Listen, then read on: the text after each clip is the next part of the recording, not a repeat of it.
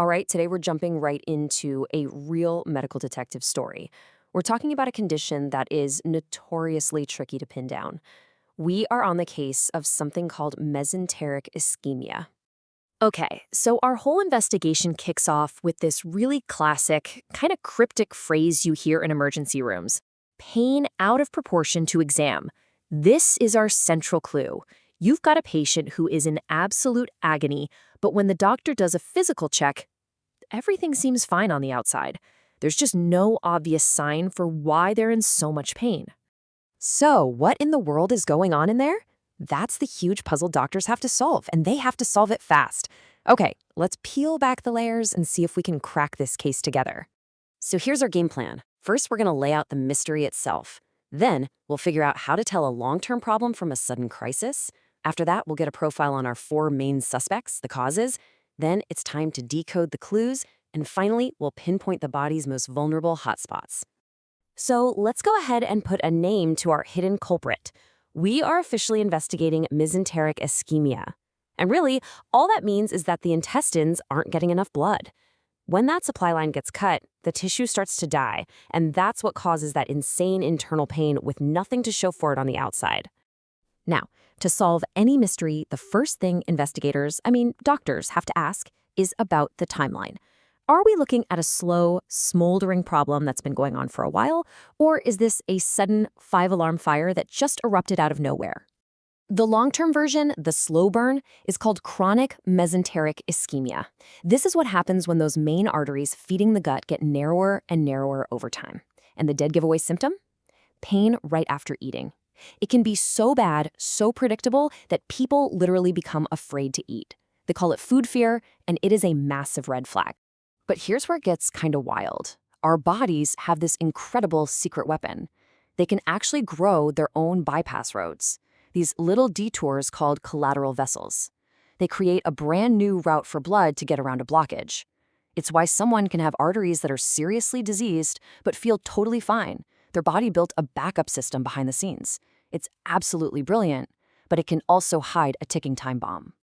So, what happens when that system fails? When everything goes wrong all at once? That brings us to the acute crisis. Now we're investigating the 4 main ways this can strike, seemingly out of the blue. These are our 4 main suspects. And just look at this. It's pretty clear we have a prime suspect. Arterial occlusion, which is just a fancy way of saying a blocked artery, is the cause in the vast majority of cases. The other 3, non-occlusive, venous, and strangulation, are less common. So 9 times out of 10, we're starting our investigation looking for a clog in an artery. Okay, let's get a quick rap sheet on these suspects. Arterial is simple, a clog in the pipe bringing blood in.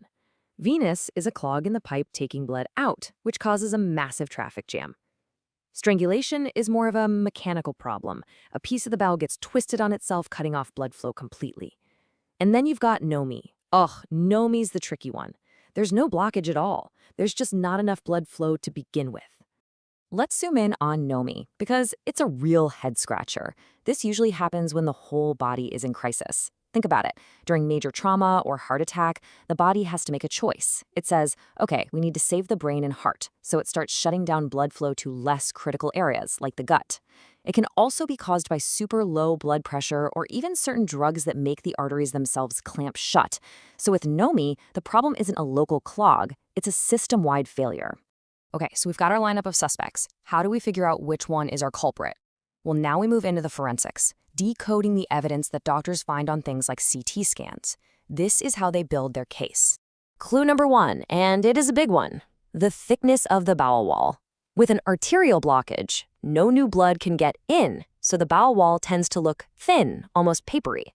But with a venous blockage, it's the opposite story. Blood gets in just fine, but it has nowhere to go. It backs up, causing the bowel wall to get super thick, swollen, and congested. It's a night and day difference on a scan. All right, clue number 2. What does the mesentery look like? That's the fatty tissue that kind of holds all the intestines together. When you have a physical blockage, whether it's an artery or a vein, things get messy. There's inflammation, fluid leaks out, and on a scan, the whole area just looks hazy. But remember NOMI, no local blockage, just low flow. So the surrounding tissue usually looks clean, not hazy at all. It's another huge tell. And here it is. This is the investigator's master clue sheet, where it all just clicks into place. You can see how the patterns point to a specific culprit. Look at arterial occlusion, thin wall, no hazy mesentery. It stands out. Then you've got venous and strangulation, which both have thick walls and hazy mesenteries. But look, strangulation has that severe fluid-filled dilation. And NOMI has its own unique signature, a thick wall but a clean mesentery. By piecing these clues together, a radiologist can pretty much finger the right suspect. Okay, we've figured out the what and the how, but no investigation is complete until we know where. The final piece of this puzzle is understanding why this problem tends to happen in very specific spots. To get this, you have to understand something called a watershed area. Imagine you're watering your lawn with two garden hoses coming from opposite ends. The patch of grass right in the middle, at the farthest reach of both hoses, that spot gets the weakest spray. It's the most vulnerable. A watershed area in the body is the exact same thing. It's tissue that's getting its blood supply from the very end of the line branches of two different arteries. If the pressure drops, those are the first places to dry out. And here they are, the most common crime scenes in the gut. Griffith's point is the big one. It's the watershed area right between the two main arteries feeding the intestines, and it is the single most common place for ischemia to happen. Sudeck's point is another one of these vulnerable zones, just a little further down the line. So doctors know, when you suspect ischemia, these are the places you look first. So there you have it. We've gone from a mysterious pain all the way to the body's secret backup routes and its most critical weak spots. We've unmasked mesenteric ischemia. We've seen that the body has these incredible, resilient systems, but also these inherent fragile points in its design. And that kind of leaves us with one last thing to chew on. What does this amazing balance of strength and fragility really tell us about the body's incredible and yet precarious design?